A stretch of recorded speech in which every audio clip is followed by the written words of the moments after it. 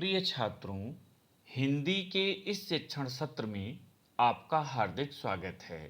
आज हम गद्य खंड के अंतर्गत अशोक के फूल निबंध के 15वें भाग का अध्ययन करेंगे।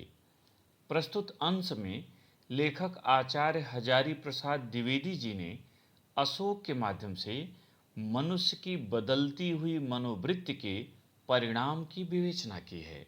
आइए गद्यांश देखें। मगर उदास होना भी बेकार है। अशोक आज भी उसी मौज में है जिसमें आज से 2000 वर्ष पहले था। कहीं भी तो कुछ नहीं बिगड़ा है, कुछ भी तो नहीं बदला है। बदली है मनुष्य की मनोवृत्ति। कठिन शब्दों का अर्थ और व्याख्या देखें। बेकार माने व्यर्थ, मौज प्रसन्न, मस्त, मनोवृत्ति मन की वृत्ति, मन स्थित। व्याख्या देखें। लेखक आचार्य हजारी प्रसाद द्विवेदी जी कहते हैं कि व्यक्ति का किसी भी परिस्थिति में उदास होना व्यर्थ है, क्योंकि उसकी वह उदासी संबंधित परिस्थिति में कोई परिवर्तन नहीं ला सकती, उसकी किसी समस्या का निराकरण नहीं कर सकती। फिर उदास होकर जीने से क्या लाभ। अशोक आज भी उसी मौज में है जिसमें आज से 2000 वर्ष पहले था। लेखक कहता है कि संभवतः यही कारण है कि अशोक के वृक्ष ने उदास होना छोड़ दिया है। आज भी वह उतना ही प्रसन्न है जितना आज से 2000 वर्ष पूर्व महाकवि कालिदास के समय में प्रसन्न था। अर्थात तत्कालीन समय में समाज द्वारा समादरित होकर वह जैसा आनंदित रहता था, आज के समय में समाज द्वारा अनादरित होकर भी वह वैसा ही प्रसन्न है, उतना ही आनंदित है। कहीं भी तो कुछ नहीं बिगड़ा है, कुछ भी तो नहीं बदला है। लेखक कहता है कि अशोक की प्रवृत्ति में, उसके रूप में, उसके स्वरूप में कहीं कोई परिवर्तन नहीं हुआ, कोई बदलाव नहीं हुआ। बदली है मनुष्य की मनोवृत्ति। यदि परिवर्तित हुई है तो वह मनुष्य की मनोवृत्ति है।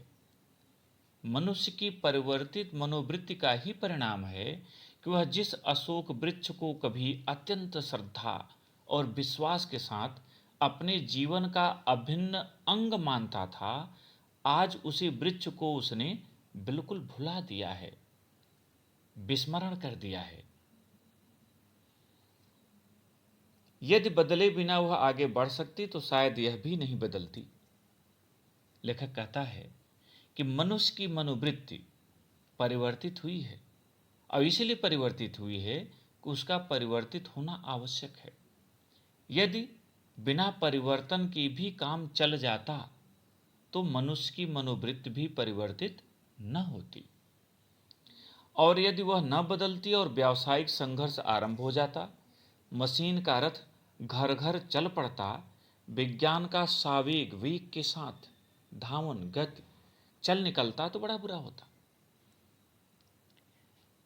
लेखक कहता है कि मनुष्य की मनोवृत्ति में परिवर्तन अनिवार्य है। अशोक का काम तो बिना परिवर्तित हुए चल गया, किंतु मनुष्य का काम इससे नहीं चल सकता। यदि मनुष्य की प्रवृत्ति परिवर्तित न होती तो आज भी हम सदियों पुराने जंगली आदिमानव जैसे होते, और यदि आदिमानव के बाद की परिस्थिति, व्यावसायिक परिस्थिति में मनुष्य का जीवन स्थिर हो जाता, तब भी परिणाम बड़ा भयंकर होता, क्योंकि व्यावसायिक संघर्ष आरंभ हो जाता।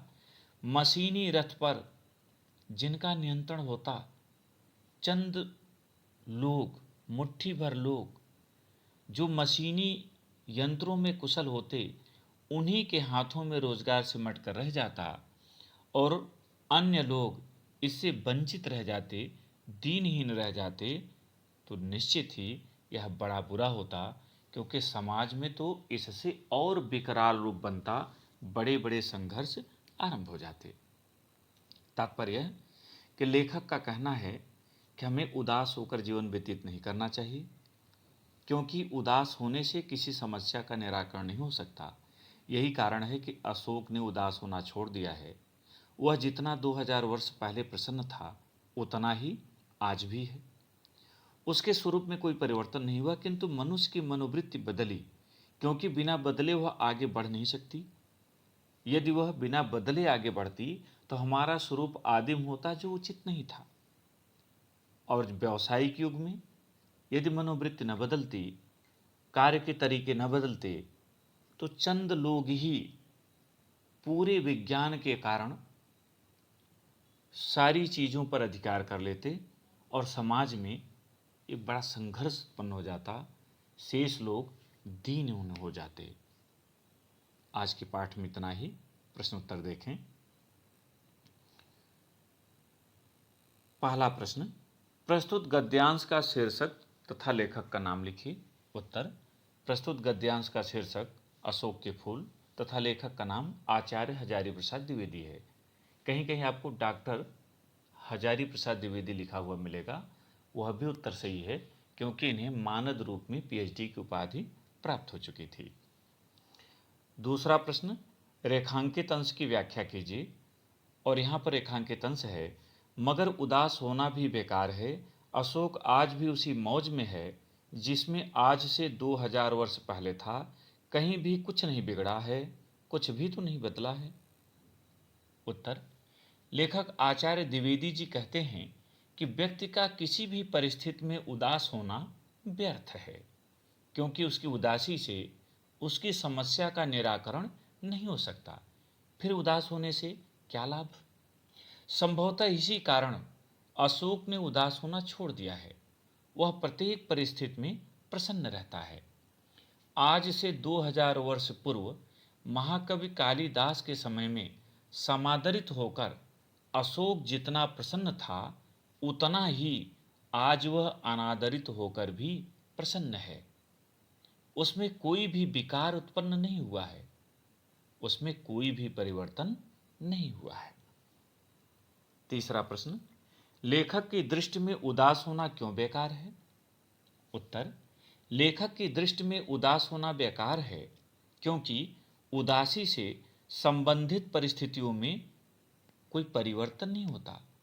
किसी भी समस्या का निराकरण उदास होने से नहीं हो सकता। फिर उदास होने से लाभ ही क्या है? चौथा प्रश्न, लेखक के अनुसार अशोक आज भी उसी मौज में क्यों है? उत्तर, लेखक के अनुसार अशोक आज भी उसी मौज में है जिसमें कि वह आज से 2000 वर्ष पहले था। कारण यह है कि उदास होने से किसी समस्या का हल नहीं हो सकता, तो फिर उदास क्यों हो? अंतिम और पांचवा प्रश्न, मनुष्य की मनोवृत्ति किस प्रकार बदली है? उत्तर, मनुष्य की मनोवृत्ति में आज परिवर्तन हो गया है। वह जिस अशोक के वृक्ष को कभी अत्यंत श्रद्धा एवं विश्वास के साथ अपने जीवन का अभिन्न अंग मानता था, आज उसी वृक्ष को वह पूरी तरह से भूल चुका है। यह उसकी परिवर्तित मनोवृत्ति का ही परिणाम है। प्रिय छात्रों, मुझे उम्मीद है कि यह भाग आपने समझ लिया होगा। प्रश्नोत्तर को अपनी उत्तर पुस्तिका में लिखें। अब 16वें और अंतिम भाग में आपसे फिर मिलेंगे। बहुत बहुत धन्यवाद।